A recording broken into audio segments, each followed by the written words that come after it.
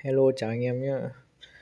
Hôm nay mình sẽ share cho anh em cái mod nền màu PUBG 3.7 phiên bản mới nhất đi nhé.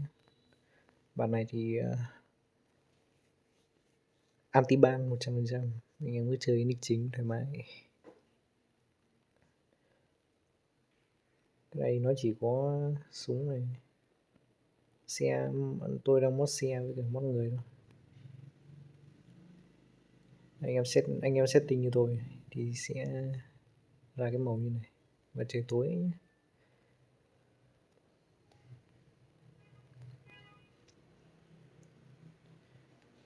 Còn phần cài game thì cái video tôi sẽ để ở dưới phần mô tả hoặc là bình luận, anh em bấm vào xem để nếu mà anh em không biết làm anh em bấm vào xem. Ok, bye bye anh em.